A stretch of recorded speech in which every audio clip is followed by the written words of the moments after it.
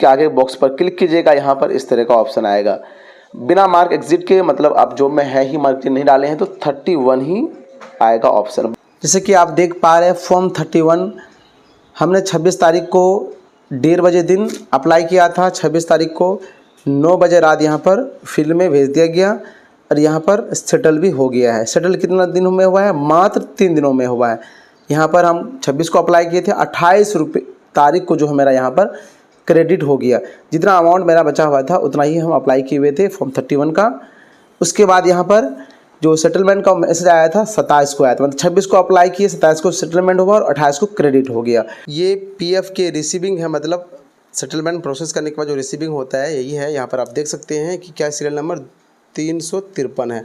मतलब अब तक इतने शिक्षकों का हमने ऑनलाइन कर चुका है। क्लेम सेटलमेंट 100% सक्सेसफुल है। यहाँ पर आप देख पा रही है मधुबनी जिला का है। इसी तरह बिहार के सभी जिला के शिक्षकों का सर्विस हम किए हैं। इसमें किसी तरह की कोई डरने की ज़रूरत नहीं है कि सर फर्जी है या कुछ है, तो आप समझ सकते हैं। आगे हम और भी आपको विश्लेषण बताएंगे कि कितने शिक्षकों का कहाँ किए हैं। नमस्कार, सलाम, आदाब साथियों, मेरा नाम अब्दुल कलाम, यूट्यूब चैनल कलाम वीडियो में स्वागत है। चलते हैं वीडियो को शुरू करते हैं। पिछले दिनों एक वीडियो में बहुत सारे कमेंट्स आए और वाजिब कमेंट्स बनता भी है। साथ ही यहाँ पर शिक्षकों का सवाल है कि सर सेटलमेंट कितना होता है, मतलब विशिष्ट शिक्षक कितना बार रुपया निकाल सकते हैं, क्या इसका क्रम है, क्या जो बकाया राशि है बाद में आएगा तो वो हम नहीं निकाल पाएंगे, फंस जाएगा, या इंटरेस्ट जो आएगा बाद में वो फंस जाएगा क्या? जी हाँ, फंसेगा, लेकिन कैसे नहीं फंसेगा वो भी प्रक्रिया हम बताएंगे। अब यहाँ पर बहुत सारे बोलते थे कि सर एम्प्लॉयर में आपका ज़्यादा है, तो देखिए मेरा ज़्यादा है, ये जाकर के कार्यालय में बोलेंगे तो आपका बढ़ेगा नहीं या फिर किसी का, क्योंकि आपको चेक करना है कि कौन से महीने आपका नहीं आया है, उसी के अकॉर्डिंग। अब यहाँ कम ज़्यादा होने का भी कारण है, हम दिखा देंगे आपको, ठीक है, पूरी यह प्रक्रिया बताएंगे कि क्यों कम और ज़्यादा है मेरा। यहाँ पर जो एम्प्लॉय शेयर है 1800 रुपये तो जमा होता ही है। एम्प्लॉयर में क्या होता है कि 550 रुपये एम्प्लॉयर में, अब पेंशन में 1250 है। ये क्रम होना चाहिए, मतलब 1800 वाला 550 और 1250, लेकिन यहाँ आगे पीछे कुछ चेंजिंग हुआ है जिसके कारण यहाँ पर एम्प्लॉयर में मेरा ज़्यादा है, फिर पेंशन में कम है, दिखा भी देंगे आपको। अब यहाँ पर देखिए कि एम्प्लॉयर में कितना होना चाहिए 550, लेकिन इसमें जमा कितना हुआ है 1250, मतलब इधर पेंशन में ज़्यादा जमा होना चाहिए तो पेंशन में कम हुआ है, एम्प्लॉयर में ज़्यादा हुआ, तो इसी के कारण क्या हुआ है कि ज़्यादा एम्प्लॉयर बढ़ा है। रही बात, आपको क्या करना है, मंथली चेक करना है कि किस महीने का आपका कम है, ये नहीं कि इतना है उतना है, इससे आपका एक भी रुपये नहीं बढ़ने वाला है, ठीक है। आपको महीना अंकित करते हुए आवेदन लिखना कि कौन से महीने का ड्यूज़ है, तब जा कर के आपका काम होगा, चाहे जितना भी बढ़े। अब और एक सवाल है जो कि बहुत अच्छा सवाल है, ऐसा हमने, क्योंकि प्रैक्टिकली हमने लगभग 500 प्लस शिक्षकों का काम किया है, तो हमें एक्सपीरियंस इतना हो गया है कि पीएफ से रिलेटेड सभी समस्या का समाधान मेरे पास अवेलेबल है एक्सपीरियंस के अकॉर्डिंग। तो चलते हैं, हम पहले लॉगिन कर लेते हैं, फिर बताते हैं आपको कि कितना बार सेटलमेंट होता है, कितना बार रुपये निकाल सकते हैं, या फिर ज़्यादा आपका अगर बकाया है तो आप अभी रुक जाएँ, कौन सा रुपये निकाल सकते हैं, कौन सा नहीं निकाल सकते हैं, पूरी प्रक्रिया बताएंगे।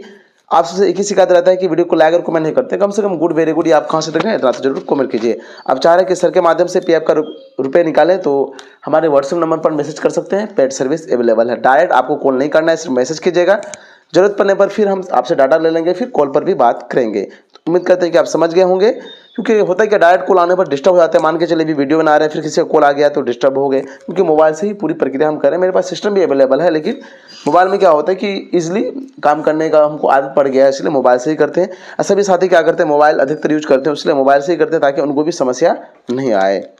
इस शिक्षक का भी फुल सेटलमेंट किए, ये सारण जिला से हैं, ये सर मधुबनी से हैं, ये लखीसराय से हैं, ये बेगूसराय से हैं, ये मुजफ्फरपुर से हैं, ये औरंगाबाद से हैं, ये कटिहार से हैं, ये अररिया से हैं, सुपौल से हैं। मतलब कुल मिला के यूँ कहे कि बिहार के सभी जिला के लगभग सभी पंचायत के सभी शिक्षकों का किए, ठीक है।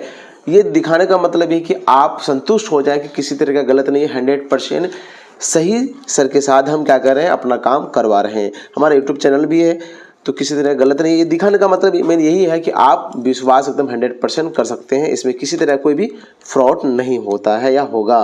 आना है, उसके बाद अपना यूएन नंबर, पासवर्ड, फिर कैप्चा जो देख रहे हैं कैप्चा देख करके फिल करना है, फिर साइन पर क्लिक करना है। आपको वेट करना है, रनिंग होने के बाद आपके रजिस्टर्ड नंबर पर ओटीपी आएगा, ओटीपी डाल करके आपको वेरीफाई करना है। अगर आप कुछ भी गलत डालते हैं तो आपका फिर यहाँ पर नहीं होगा। हम जानबूझ करके कैप्चा गलत डाले इसलिए कि ताकि आप समझ सकें, इस तरह का समस्या आता है तो उसका समाधान कैसे करेंगे। ये रॉन्ग कैप्चा का मतलब क्या है कि आप यहाँ पर गलत डाले थे। अगर समझ में नहीं आता तो इस पर क्लिक करके आप यहाँ कैप्चा चेंज कर सकते हैं। स्मॉल कैपिटल लेटर हो या डिजिट हो जो भी है वही आपको फिल करना है। हम दोबारा ट्राई कर लेते हैं। पुनः हम साइन पर क्लिक करेंगे। आपको वेट करना है। रनिंग होने के बाद आपके रजिस्टर्ड नंबर पर OTP आएगा। OTP डाल करके आपको सबमिट कर लेना है। यहाँ पर लॉगिन करने के बाद यहाँ पर आपकी UN नंबर और नेम शो होगा। हमें क्या करना है कि लॉगिन करके ये बताना चाह रहे हैं कि प्रैक्टिकली आप समझ पाए।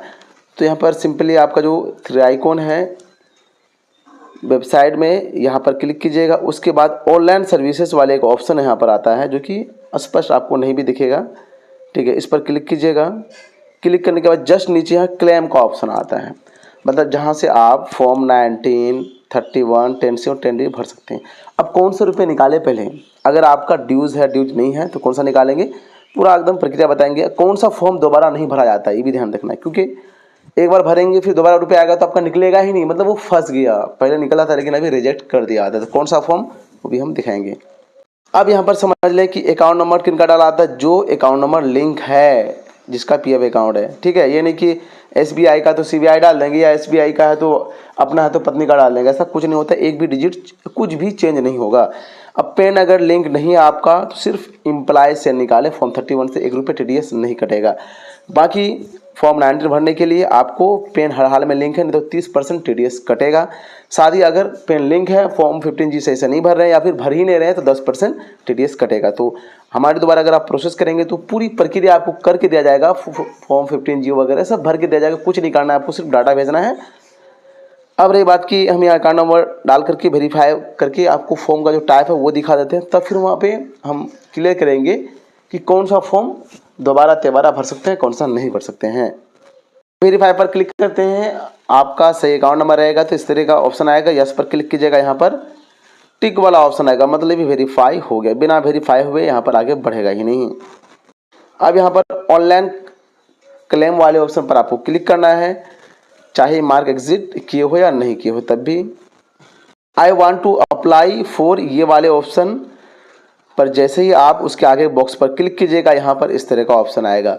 बिना मार्क एग्जिट के, मतलब आप जॉब में है ही, मार्क एग्जिट नहीं डाले हैं तो 31 ही आएगा ऑप्शन। बाकी कब आता है, मार्क एग्जिट डालने के बाद। मार्क एग्जिट क्या होता है कि आपका 2 महीना से अधिक PF में कंट्रीब्यूशन हुआ है, मतलब आप जॉब छोड़ दिए हैं तो आप मार्क एग्जिट डाल सकते हैं, पूरा रुपये निकाल सकते हैं। अब रही बात कि यहाँ पर समझिए कि क्या करें। अगर बकाया ज़्यादा है तो आपको क्या करना है, ध्यान रहे। पहले तो फॉर्म 31 का रुपये निकाल लीजिए। अब अगर बकाया ज़्यादा है, बकाया मतलब क्या होगा, इंटरेस्ट हो सकता है या फिर बकाया के लिए आप क्लेम किए हैं वो आया नहीं है, तो किस में आता है, इम्प्लॉय शेयर में ही आता है। तो उसके लिए क्या होगा कि मार्क एग्जिट डालने के बाद भी फॉर्म 19 आप क्या करेंगे, भरेंगे तो इम्प्लॉय और इम्प्लॉयर दोनों मिलके आ जाएगा, मतलब फॉर्म 19 एक ही बार भरा जाता है, ठीक है। अब रही बात पेंशन वाला, तो पेंशन में इंटरेस्ट ऐड नहीं होता है, इम्प्लॉय और इम्प्लॉयर में ही ऐड होता है। तो पेंशन वाला निकाल सकते हैं मार्क एग्जिट डाल करके और इम्प्लॉय, ठीक है। करने का मतलब फॉर्म 31 भर लीजिए, उसके बाद मार्क एग्जिट डालने के बाद पेंशन निकाल सकते हैं अगर अधिक बकाया है। अगर बकाया कम है या फिर आपको रुपए की ज़्यादा ज़रूरत है तो 5-6 रुपये महीने नहीं रखता है, पूरा रुपये निकाल सकते हैं। करने का मतलब डायरेक्टली ये समझिए कि फॉर्म 19 और 10C 1 टाइम भरा जाता है। इंटरेस्ट की राशि या फिर जो बकाया राशि है, इंटरेस्ट की राशि ज़्यादा है, बकाया है तो तीनों सेक्शन में जाएगा ही। इंटरेस्ट की राशि जो यहाँ पर फॉर्म 19 के माध्यम से ही निकाला जाता है।